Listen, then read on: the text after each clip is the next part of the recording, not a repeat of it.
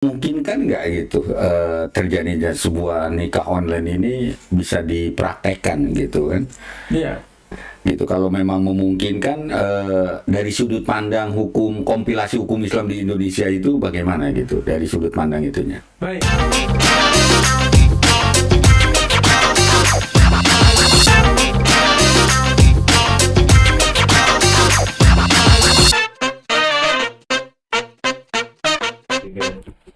Assalamualaikum warahmatullahi wabarakatuh. Berjumpa kembali dengan podcast Kemenag Tangsel. Telah hadir di studio podcast Kemenag Tangsel narasumber kita yang khusus kita undang untuk membicarakan masalah yang sangat aktual di masyarakat, terutama di musim pandemi COVID-19 ini, yaitu Dr. Al-Mahdi Akbar. Ya, beliau adalah pegawai di lingkungan Kementerian Agama Kota Tangerang Selatan, khususnya di seksi Bimas Islam yang menangani masalah-masalah urusan agama Islam. Beliau juga anggota Komisi Fatwa MUI Kota Tangerang Selatan, dan narasumber kita juga ini adalah seorang pimpinan pondok pesantren ya, Pak Mahdi ya. Ya, alhamdulillah. Apa nama pondoknya itu? Insan Qurani. Insan Qurani. Di mana itu? Kampus 1 di Ciputat, Kampus 1 di Ciputat, kampus 2 di Jonggol. Kampus 2 di Jonggol ya. Sahabat podcast Kemenag Tangsel yang berbahagia tentu sudah tidak sabar kan ingin mendengarkan apa sih materi diskusi kita hari ini, yaitu seputar masalah pernikahan online. Tentu kaget kan dengar tema bahasannya pernikahan online. Ya, kenapa ini kita bahas? Ya, karena memang sekarang ini dalam situasi pandemi COVID-19, sahabat podcast, jadi semua serba online. Ya. Sekarang dampak COVID-19 ini seluruh transaksi, seluruh kegiatan banyak sekali dilakukan secara online. Sekolah online, PJJ, belanja online, ya bahkan musik juga kita dengarkan secara online konsernya. Nah, Pak Mahdi ini di masyarakat banyak yang ngomong, katanya nikah online bisa nggak itu katanya. Nah, itu sempat ramai ya dibicarakan di masyarakat. Nah, untuk membahas hal itu, makanya kami podcast Kemenag Tangsel akan mencoba membedah tentang nikah online itu apa, apakah mungkin di Indonesia diberlakukan, terutama dari sudut pandang hukum Islam dan hukum positif yang berlaku di negara kita. Mari langsung kita sapa narasumber kita, Dr. Al-Mahdi Akbar. Assalamualaikum Pak Dokter. Waalaikumsalam warahmatullahi wabarakatuh. Gimana kabarnya, sehat ya? Alhamdulillah, baik. Udah divaksin belum ini? Sudah. Oh sudah, alhamdulillah. Santri udah divaksin semua ya? Semua sudah, alhamdulillah. Alhamdulillah. Jadi sahabat podcast Kemenag Tangsel, ya pondok-pondok pesantren di Tangerang Selatan sangat patuh ikut arahan pemerintah, yaitu vaksinasi ya. Jadi betul-betul mendukung segala program pemerintah. Ya, kita lanjut Pak Dokter. Ini di masyarakat banyak membicarakan masalah online ya. Pembelajaran online, transaksi online, belanja online. Nah, ada yang nanya gitu, kalau nikah online itu apa sih, bisa apa enggak gitu Pak Dokter? Nikah online itu apa sebenarnya? Baik, bismillah, alhamdulillah, salatu wassalamu ala rasulillah Muhammad ibn Abdillah wa ala alihi wa sahbihi wa man ittaba'a hudah. Subhanaka la ilma lana illa ma 'allamtana innaka antal alimul hakim. Rabbi shrah li sadri wa yassir li amri wahlul 'uqdatam min lisani yafqahu qawli. Amma ba'd. Para kemenak yang saya hormati, sahabat podcast Kota Kemenag, Kota Tangerang Selatan yang insyaallah dirahmati oleh Allah Subhanahu wa taala. Namanya fikih selalu muncul Pak ya, di setiap perkembangan zaman akan muncul masail fikih atau disebutnya itu qadhiyah. Qadhiyah itu masalah-masalah yang muncul. Di antaranya mungkin yang lagi dibahas oleh masyarakat adalah tentang nikah online. Hukum nikah online. Iya. Sebetulnya masalah nikah online tidak baru ya, karena tahun 80-an, 90-an bahkan ada nikah melalui telepon. Ini juga termasuk sebetulnya kalau dikiaskan ya mirip sama dengan online, tentang nikah online ini. Waktu kita sempit ya Pak, kita bicara ini sangat luas, jadi kita ambil poin-poin penting saja tentang nikah online ini. Pertama, dari sudut fikih kontemporer. Nah, sebelum ngebahas ke sana Pak Dokter, coba digambarkan dulu nikah online itu apa sih secara definisi, kemudian digambarkan prakteknya kayak gimana sebelum kita masuk ke ranah pembahasan dari sisi hukum formalnya gitu. Ya, saya bahas mungkin yang saya tahu ya terjadi itu pada tahun 89 itu antara saudara Arya Sutarto dengan Nurdiani ya. Itu nikah melalui telepon, bukan telekonferensi atau video call atau Zoom. Istilah itu lebih tradisional, lebih apa lagi ya, lebih keadaannya itu lebih tradisional lagi dari nikah online sekarang. Yaitu Arya itu berada di Amerika, kemudian dia menikah dengan calon istri yang Nurdiani itu berada di Indonesia. Jadi calon mempelai prianya di Amerika, mempelai wanitanya di Indonesia. Di Indonesia. Melalui telepon pakai loudspeaker itu. Itu tidak ada video call, tidak ada video yang dilihat. Tidak ada layar saling melihat gitu, tidak ada ya. Hanya suara. Hanya suara. Dalam kajian fikih sebutnya nikah Abdul Hatif, nikah melalui telepon. Tidak telekonferensi, tidak video call dan lain sebagainya. Maka saat itu Menteri Agama kita tuh Bapak Munawir Sadali waktu itu menolak, tidak bisa ini. Terus juga Ketua MUI saat itu Bapak Hasan Basri menolak, sehingga pernikahan mereka berdua itu tidak dicatatkan di kantor urusan agama. Ya, bayangkan Pak, karena Menteri Agama dan Ketua MUI pusat saat itu menolak, ini nggak bisa nikah model apa seperti ini. Puan Arya itu mengajukan ke Pengadilan Agama Jakarta Selatan pada saat itu. Keluarlah putusan yang mensahkan pernikahan tersebut, bahwa selama suaranya itu dikenal, terdengar jelas gitu ya. Jelas, dan setelah akad itu tidak ada komplain, memang itu suara dia, dan itu saksi juga ikut mendengar suaranya, disepakati, maka sah menurut Pengadilan Agama. Langsung menyuruh kepada KUA untuk mencatatkan. Nah, ini terjadi, kalau hukum disebutnya jurisprudensi. Ini terjadi Pak di Indonesia pada saat itu. Nah, di Majmu' Fikih ada kita Majmu' Fikih tahun, kalau salah tahun berapa, 90 gitu ya, juga membahas itu, tidak membolehkan. Ya, tadi nikah online itu adalah rukun yang 5 ini yang bisa kita pahami dengan al-aqidan, yaitu calon suami calon istri, kemudian wali, syahidah adlin, 2 saksi, kemudian ada ijab dan qabul, tidak berada di satu majelis. Berpisah sesuai dengan tempat masing-masing. Itulah sebabnya ini yang dikategorikan nikah online, walaupun di beberapa literatur fikih Hanafiyah pernah disebutkan, seperti di kitab Bari' Sonai ada, kalau salah itu berkata, misalnya seorang berkata, zawajtu fulana, aku menikahi si fulana dengan si fulan. Aku menikahi si fulana dengan si fulan. Aku nikahan yang laki-laki dengan yang perempuan. Ini si wali bilang. Ya, aku menikahkan si fulana ini dengan si fulan. Wahuma ghaiban, 2 orang tuh nggak ada. Ini lebih hebat lagi dari nikah online ini. Walinya ngomong, tapi mempelai perempuan nggak ada, mempelai laki-laki juga nggak ada. Goiban. Kemudian diingatkan seorang saksi kan ya, aku sudah menikahkan si fulana dengan si fulan. Kemudian orang menyampaikan kepada si mempelai laki-laki ke suami, kau sudah dinikah oleh si fulana, gimana?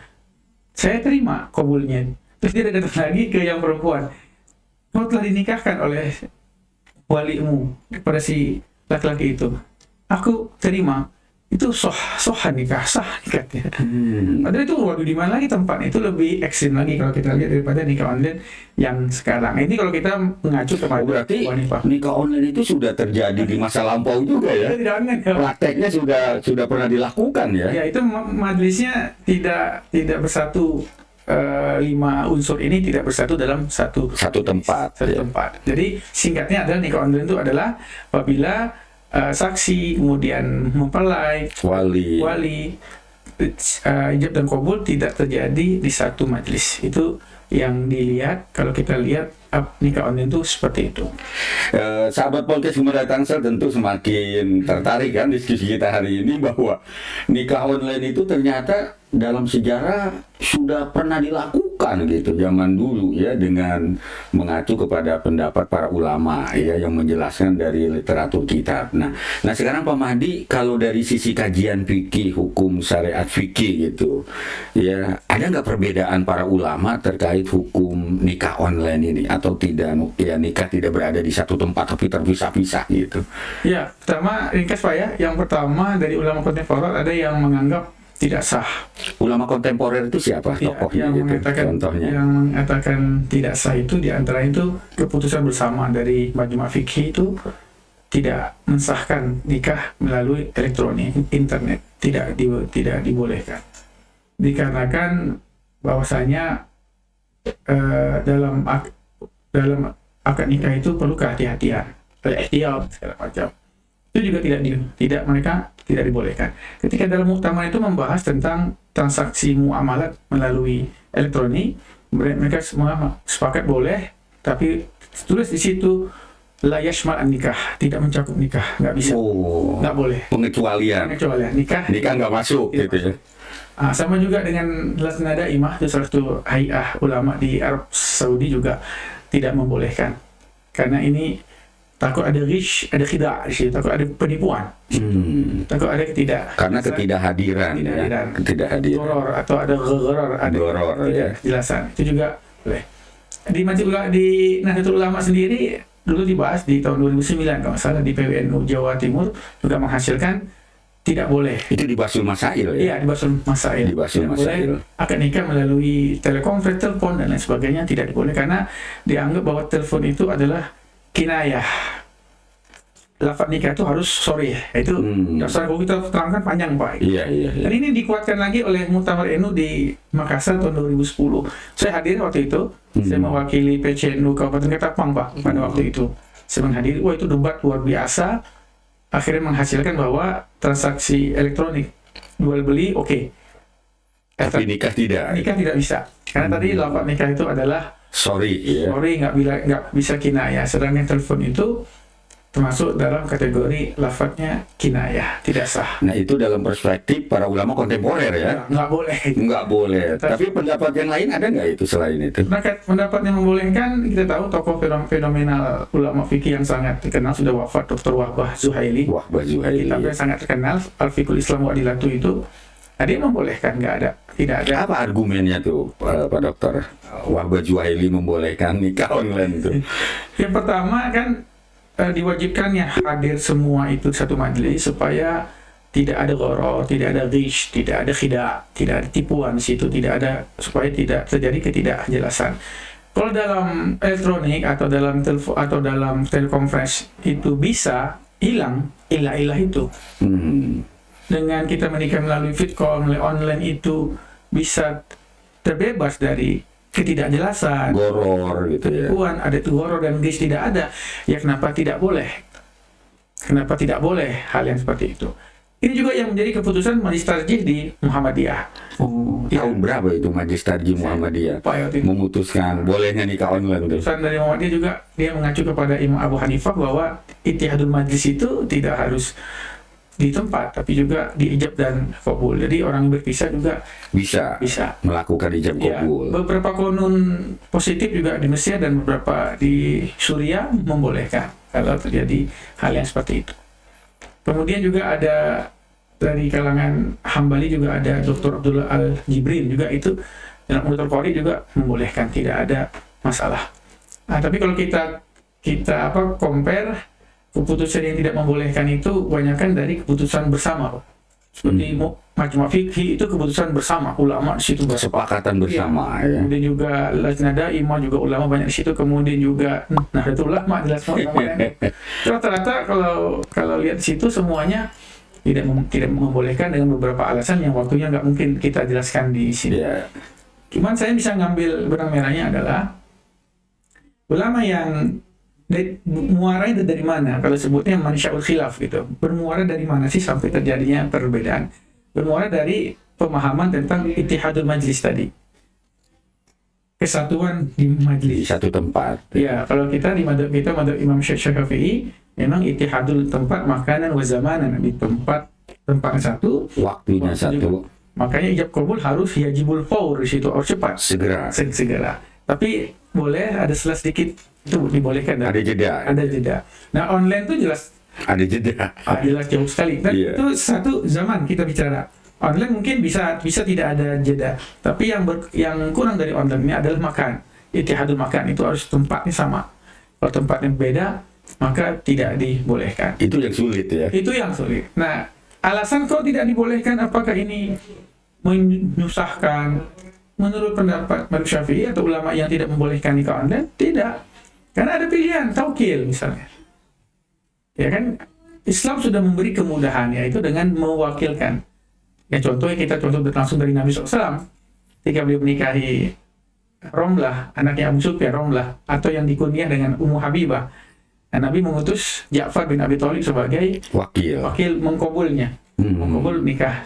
Kan sudah bisa. Kenapa kok harus online? Karena sudah ada Islam memberikan kemudahan dari taukil, diwakilkan seperti itu. Nah, itu maksudnya. Kalau Imam Abu Hanifah tidak, karena yang penting ijtihad ini dalam ijab dan qabul, bukan pada tempat. Nah, misalnya seorang suami dari surat, aku bersaksi, tolong saksikan aku telah menikahi si fulana. Sampaikan. Ada orang itu bawa surat, fulana, si fulan telah bersaksi bahwa dia telah menikahimu. Perempuannya bilang, saya terima. Abu Hanifah nggak ada masalah. Oke aja. Oke aja. Apalagi mereka nggak pakai saksi, Pak. Nggak pakai saksi, nggak pakai apa? Nggak pakai wali ya. Di mata Abu Hanifah tidak ada persyaratan wali. Nah, jadi dari sinilah ulama terjadi perbedaan pendapat. Ada yang membolehkan karena menyatakan selama akad nikah, proses akad nikah itu terlepas dari boror, dari ketidakjelasan, aman dari penipuan, maka ya sah-sah saja. Tapi pendapat teman nggak bisa karena harus satu tempat. Masing-masing mungkin punya titik berat dalam sebuah hadis. Bagi ulama yang tidak membolehkan nikah online karena mungkin berpegang kepada hadis dak mayuri buka ila mala yuri buka, tinggalkan apa-apa yang meragukanmu pada yang tidak meragukanmu, atau famanittaqo syubhat faqad istabara li dinihi wa irdihi. Siapa yang menjauhkan diri dari yang syubhat-syubhat, dia telah melepaskan diri untuk berbuat terbaiklah bagi agama dan kehormatannya. Bagi ulama yang membolehkan, ya mungkin sandarannya ya siru la tu'asiru, mudahkan, jangan disusahkan. Atau perkataan Sayyidatuna Aisyah radhiyallahu anha, Nabi kalau dipilih dua pilihan, Nabi ilakhtaro aisaruhu. Nabi pilih yang paling mudah. Malam yakun isman, selama itu tidak dosa. Jadi dua-duanya seperti itulah yang bisa saya gambarkan. Nah, sahabat podcast Menara Tangsel tentu ingin tahu lebih jelas lagi kan, melihat situasi pandemi COVID-19 ini, Pak Dokter, memungkinkan nggak gitu terjadinya sebuah nikah online ini bisa dipraktekkan gitu kan? Iya. Gitu, kalau memang memungkinkan, dari sudut pandang hukum, kompilasi hukum Islam di Indonesia itu bagaimana gitu dari sudut pandang itunya? Baik, pertama terjadi Pak nikah online sudah terjadi ya? Sudah terjadi di musim pandemi ini sudah ya? Musim pandemi sudah terjadi. Kalau online bermakna fit call ya Pak ya, atau Zoom. Nah, kalau nikah lewat telepon itu sudah lama. Sudah dari sebelum ini ya? Sudah lama, sudah terjadi. Makanya saya bilang, waktu terjadi pernikahan melalui telepon itu pro dan kontra. Masih ada ulama yang membolehkan pada saat itu. Bahkan di pengadilan agama diperbolehkan. Nah, apalagi Zoom. Kan Zoom lebih jelas lagi, Pak. Lebih jelas, berhadapan-hadapan gitu ya. Meskipun jauh gitu kan. Lebih jelas lagi Zoom itu. Kalau telepon aja masih ada khilaf, apalagi Zoom, pasti banyak yang ulama yang membolehkan. Nah, seperti itu yang ingin saya jelaskan. Nah, gini, kita lihat sisi lain mungkin. Daripada kan fikih tidak selalu hitam putih Pak, kita juga lihat misalnya kondisi, kita juga ada melihat al-ahwat, juga ada lihat yang ihtiyat. Kalau pernikahan itu kenapa harus online gitu? Kan bisa alasan apa? Misalnya alasan pandemi, kan bisa jaga jarak, kan masih ada cara lain, masih bisa jaga jarak satu dengan yang lain kan, seperti itu. Bikin WhatsApp pojok sana juga. Jadi tidak harus online ya, iya kan? Dengan mengatur jaga jarak. Iya. Baik, kita kembali ke tadi Pak, ke undang-undang kita ya Pak. Kalau dalam undang-undang pernikahan tahun 74, nomor 1 tahun 74, ya kita lihat di pasal 6 sampai 8, tidak ada yang menyinggung masalah nikah online itu. Nggak masuk di dalamnya. Masuk. Hanya syarat laki-laki seperti ini, si istri setuju, ridho, dan segala macam. Pengaturan umur itu banyak. Juga dalam KHI, Komprehensif Hukum Islam juga pasal 14 sampai 29 juga hanya rukun nikah, gini-gini nggak ada menyebutkan masalah terpisah jarak, itu tidak ada. Setahu saya seperti itu. Maka singkatnya kita katakan dalam hukum positif kita terjadi kekosongan hukum, tidak ada. Tidak ada. Yang mengatur tentang nikah online masih terjadi kekosongan regulasi ya, aturan di sana. Tapi perlu kita pahami ada jurisprudensi tadi Pak, tahun 89 dari Pengadilan Agama Jakarta Selatan yang mensahkan nikah Arya Sutarto dengan Nurdiani tadi. Yang melalui telepon itu ya. Itu jurisprudensi. Walaupun negara kita tidak berkarakter common law Pak ya. Kan dalam hukum kan ada common law, ada civil law gitu. Kalau common law kan Inggris, bahwa hukum itu melalui case law, hukum dibuat melalui kasus hukum. Kasus hukum diputuskan oleh hakim, maka menjadi basis hukum dari kabar common law. Kalau civil law kan tidak. Civil law itu basisnya asas legalitas. Hukum itu ya undang-undang. Selama tidak di undang-undang, maka tidak ada hukum itu. Namun faktanya memang bagi negara yang menganut civil law, ternyata undang-undang itu tidak memenuhi keperluan daripada suatu hukum. Maka kadang-kadang jurisprudensi dijadikan dasar hukum ketika terjadi kekosongan. Maka saya bingung nih, kalau misalnya terjadi kasus, ada orang mengatakan mendaftarkan nikah di KUA, syarat udah dilengkapi semua. Begitu penghulu datang, mana calon mempelai prianya? Zoom Pak. Nah itu Pak, itu apa juga kepala kantor Zoom. Nah itu gimana tuh kan? Kalau misalnya dia bilang, oh nggak bisa, saya tolak, nanti takut terjadi seperti kasusnya Arya Sutarto dengan Nurdiani itu, yang tahun 89, yang tidak disahkan oleh di KUA, tapi mereka gugat di Pengadilan Agama Jakarta Selatan, luar hukum boleh. Nah itu kan makanya perlu juga kita buat kepastian hukum itu Pak di situ. Kepastian hukum ya dengan menganut 3 aspek tadi, harus dibuat regulasi lah supaya agar adanya kepastian hukum. Kemudian adanya asas manfaat, ada tidak manfaat di situ. Ya ketiga soal keadilan gitu Pak ya. Kalau menurut Pak Dokter sendiri, ini mah pendapat pribadi ini. Sahabat podcast Gimana Kanker, saya mencoba nih, ingin tahu. Kalau menurut pendapat Pak Dokter sendiri, gimana? Setuju apa enggak dengan adanya pernikahan online? Terutama di musim pandemi ini loh, banyak yang nanya gitu. Iya. Gitu. Kali ini mah pendapat ijtihad Pak Dokter sendiri gitu. Setelah melihat perbedaan pendapat para ulama, ini mah pendapat sendiri, bukan sebuah produk hukum gitu. Iya. Pertama saya tidak ingin mentarjih karena saya bukan ahli tarjih. Nggak berani. Karena ini ulama dua-duanya dua pendapat ini masya Allah diisi oleh ulama-ulama yang masya Allah semua. Jadi saya tidak mentarjih lah, tidak berani.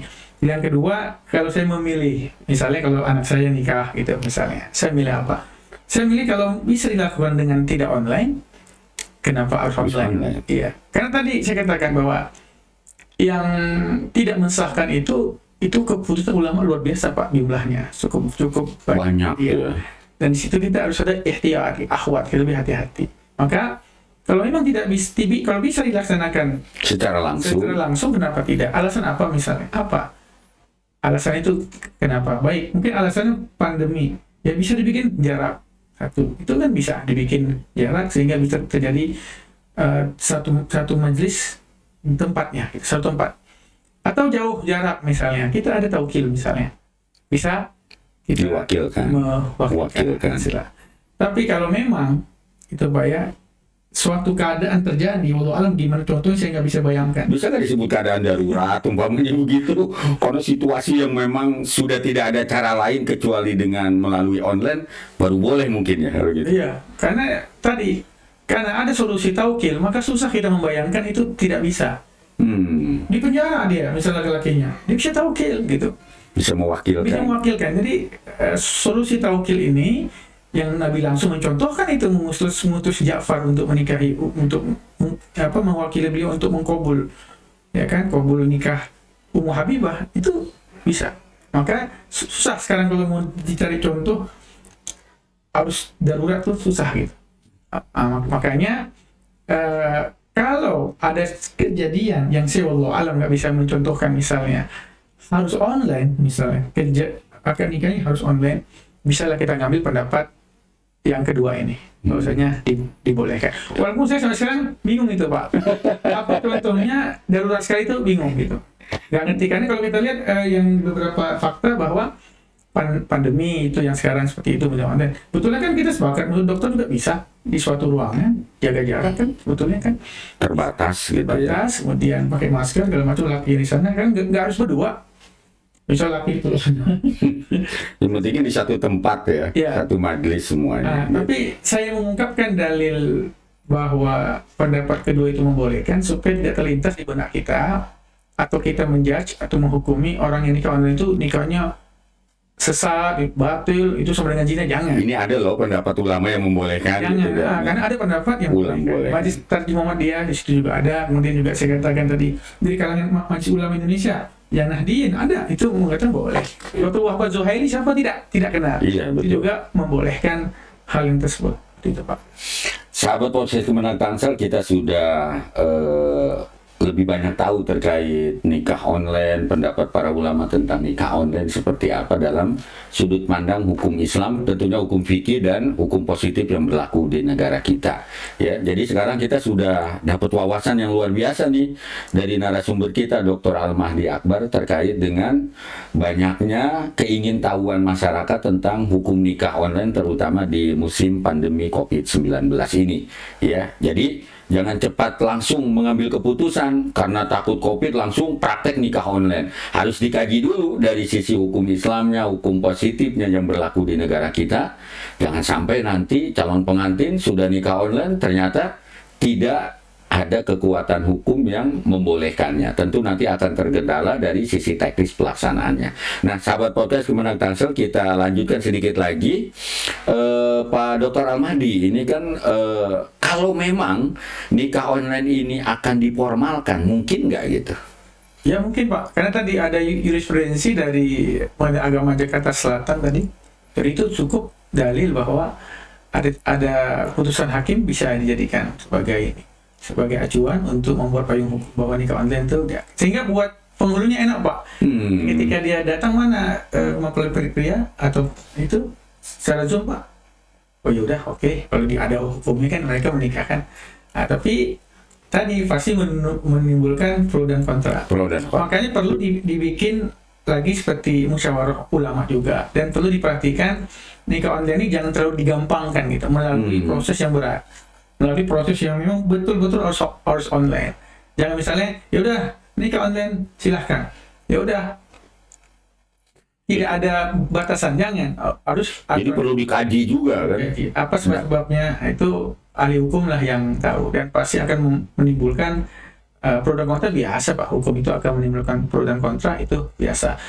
Toh akhirnya juga kembali ke masyarakat. Masyarakat juga, pengalaman kita kembali ke ulama masing-masing. Walaupun misalnya nikah online ini dibolehkan maksudnya diresmikan atau diundang-undangkan, regulasi yang membolehkan, tetap ketika ke ustadznya yang nggak usah, itu nggak boleh, pasti masyarakat nggak akan mau melakukan nikah online. Meskipun regulasinya sudah ada, tetap kalau ada ini masyarakat tetap ikut keputusan ulama gitu. Iya, harus ketika pemerintah ingin membuat regulasi tentang nikah online, libatkan ulama. Kemudian pasti situ ada masukan dari ulama atau apa gitu. Apakah nikah online ini dimudahkan gitu saja? Apa ada syarat-syaratnya? Itu ulama lah nanti yang akan membahasnya. Cuma setahu saya Pak, secara fakta masih jarang. Masyarakat pun masih takut untuk melakukan itu. Ya, ini kan ramainya nikah online itu karena situasi pandemi saja gitu. Ya minimal kita merespon keingintahuan masyarakat ya dari sisi hukum Islam dan dari sisi hukum positif seperti apa nikah online ini. Adapun nanti keberlangsungannya jadi atau tidak secara hukum formal ya tentu kita perlu kajian, perlu pembahasan ya sebelum lahirnya regulasi tentang nikah online ya. Sahabat podcast Kemenang Tangsel, kita sudah berada di penghujung akhir diskusi kita tentang nikah online ini. Pak Dokter, mungkin dari pembahasan yang kita sudah bahas bisa disimpulkan terkait nikah online ini yang memang banyak ditanyakan oleh masyarakat. Setelah kita kaji seperti apa kesimpulannya gitu? Ya, kesimpulannya masalah nikah online ini secara literatur fikih ada dua pendapat yang membolehkan, ada juga pendapat yang tidak membolehkan. Kemudian dari segi hukum positif belum ada aturan yang baku tentang masalah nikah online. Lalu ada jurisprudensi keputusan Pengadilan Agama Jakarta Selatan tahun 89, itu pun tentang nikah melalui telepon. Nah, tentu online lebih bisa lagi gitu. Nah, pendapat ini dua-duanya ada dalilnya, ada juga argumennya. Cuma memang yang pertama lebih condong kepada kehati-hatian, yang kedua lebih condong kepada untuk ya memudahkan selama itu tidak dosa. Nah, itu kembali kepada diri kita sendiri. Pemerintah juga silakan dalam menggodok dua pendapat ini bagaimana keputusan yang terbaik, apakah dibolehkan tapi dengan syarat yang cukup berat, itu ulama lah yang bisa dibahas. Saya bukan ahlinya untuk bicara yang seperti itu. Hanya saja yang bisa kita ketahui bahwa kalau terjadi nikah online, kita jangan dulu menghukumi bahwa nikah itu salah. Seandainya ada yang mempraktekkan nikah online, kita jangan langsung menghukumi sesat atau tidak sah gitu. Perkawinan batil, artinya anak zina, jangan. Nggak boleh itu, karena Itu yang harus dihindari ya. saja yang harus kita hindari. Gitu. Sahabat podcast Kemenak Tangsel, alhamdulillah kita sudah panjang lebar berdiskusi terkait dengan hukum nikah online ya, diperbolehkan atau tidak dari sudut pandangan hukum Islam, hukum positif yang berlaku di negara kita. Mudah-mudahan apa yang ditampilkan dalam podcast Kemenak Tangsel ini dapat menjawab ya sebagian besar masyarakat, khususnya Kota Tangerang Selatan yang ingin tahu tentang hukum nikah online di Indonesia ya. Terima kasih Pak Dr. Al-Mahdi Akbar atas kehadirannya di studio podcast Kemenak Tangsel. Kita bertemu kembali di lain waktu dengan tema yang tentu akan lebih menarik lagi. Tonton terus podcast Kemenak Tangsel, jangan lupa like and subscribe yang ada ya di podcast Kemenak Tangsel. Sekian dan demikian, wallahul muwaffiq ila aqwamit thoriq. Wassalamualaikum warahmatullahi wabarakatuh. Kita bertemu di waktu yang akan datang. Terima kasih Pak Ya, sama-sama. Pak Dr. Al-Mahdi Akbar. Assalamualaikum.